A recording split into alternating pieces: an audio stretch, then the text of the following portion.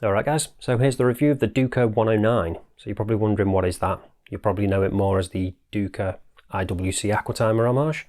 So I had a look at this watch a while back, decided not to get it because I've already got the Hruodland Aquatimer Homage and I just thought it didn't look as good. But after thinking about it a bit more, I decided I should probably get one in, see what they're like, see how they compare.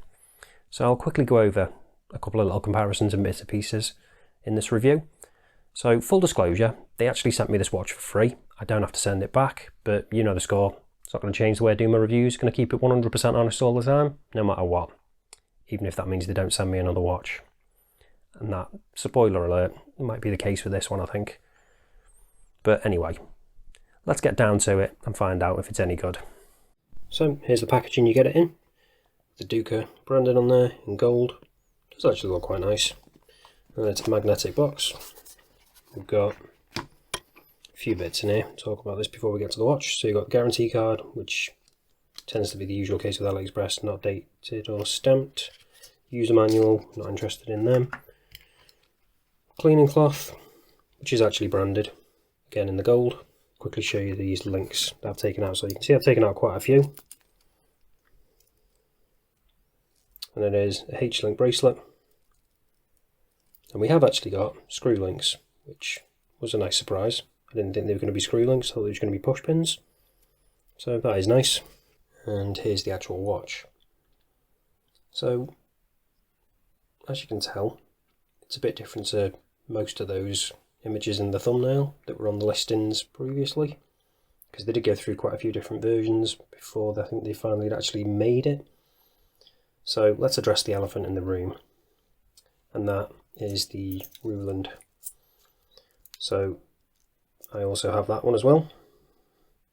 So I know with some of the pictures they were using this and then you put in their own branding on, which is a little bit sneaky. Not really liking the way they do that. But obviously, as you can tell, it's quite a bit different in size and in that bezel. The dial's quite similar. The bracelet, well, we'll get onto the bracelet. I'll pop that back down for a minute. So this is one of the main issues I've got with this. This bracelet just is not very good at all. The finishing, in fact if I get to zoom in so you can see a bit better. It's pretty rough there on the inside of that lug. Also the outside of it, it's a little bit scuffed up or dirty. It's just not very nicely finished. It's a completely solid bracelet, but it's just got a hell of a lot of movement in it. Rattles quite a lot, which isn't ideal. We've got a nice branded clasp, although that being said, I don't know if this is just with mine, but there you go, you can see it's a little bit, it sticks a bit when you, yeah, there we go. So it can be a little awkward to get off sometimes.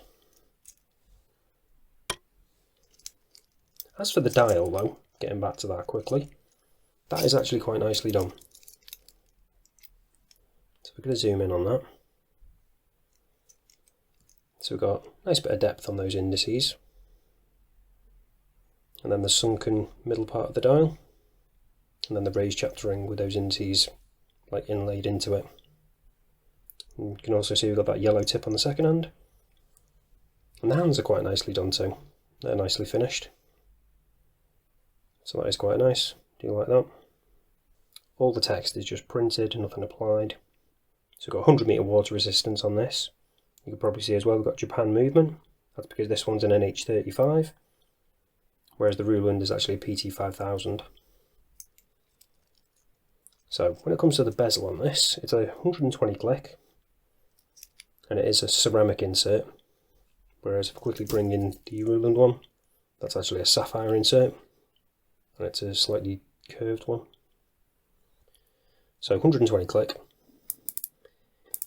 It's quite loud, but the action on it is nice. And it does line up nicely as well, no play.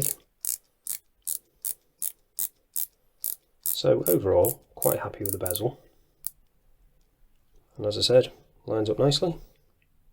So that is good. Another slight issue I've got with this is when it comes to this crown. So there's no crown guards on it, that's all. It's also just not signed or anything. It's not the grippiest of crowns, and it is actually quite small for the watch, I think. And with this bezel shape, that actually gets in the way. But that's not too big a deal, because it's not actually a screw down crown. It's actually just a push pull. So if I just move them out of the way, pop it out twice. You can see the second hand stopped, because we've got hacking with the NH35. Now if I pop that back in, pop it out once, change the date. Obviously, don't need to screw that down again. So let's get onto the measurements of this, because this is another place where it's different to the Hruodland, however you want to say it. So we got 12.7, 12.8 mil thick. Now with the diameter, because of the way this bezel is, it actually juts out past the case. So I'll give you two measurements for this. So the actual case diameter is just under 42, but then if you're measuring that bezel, it's coming in at 44. Got a lug width of 22. Now with the lug to lug, you can see that's rather large at 51.3, which if I quickly pop that down again, show you in comparison. So you've got far more curvature on this with the lugs as well, which does help. And they jut out a lot more on this. They look quite a lot different size wise. This is quite a lot bigger. But with the lug to lug on this one, it's a rather compact 47.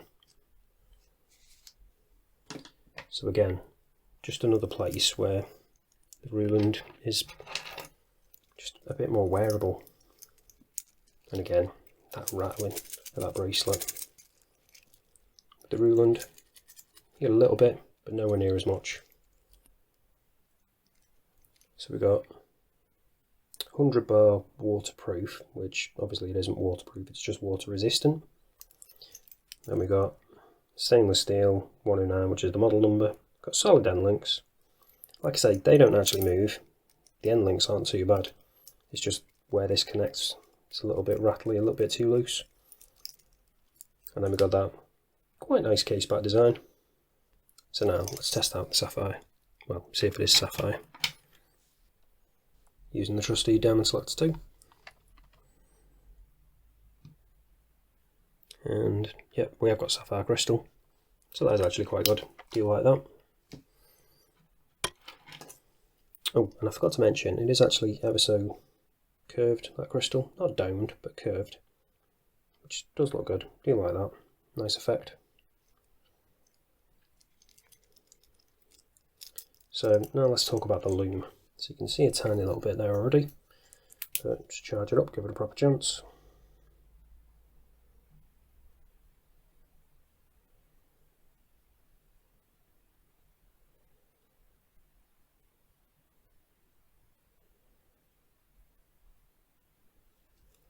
And there we go. So straight away you can see there's no Lume pip on this. So obviously you can't really use it to time anything, which isn't ideal, especially with it being a dive watch.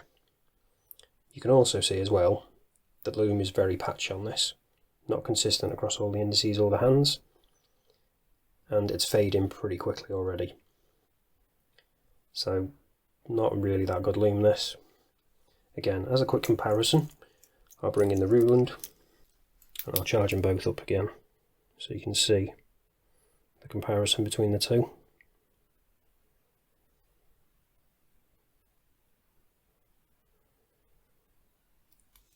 And there's just no comparison at all. Again, there's a big price difference between these two watches, granted, but I think it's just a little bit shady the way Duka went about branding this, advertising this one, because they used some pictures from the Hruodland. They also used a few different pictures in a few different places as well. It's just a little bit misleading. I'm not really that keen on it. I'm not happy with the way they did that. So all it's left to do now is show you what it's like on wrist. So this is what it looks like on my 7-inch wrist. And it doesn't actually look that bad when you've got it on. It doesn't wear as large as I thought it might with that lug to lug, but it is like right on the limit of what you can get away with, I think, with the 7-inch wrist. Possibly a touch over. But again, for the money you're paying, it looks okay. The dial is quite good. The bezel isn't too bad. Apart from it being a little bit loud, I'd say it was pretty good. But the main issue is this bracelet and this clasp. It's just letting it down quite a lot, I think.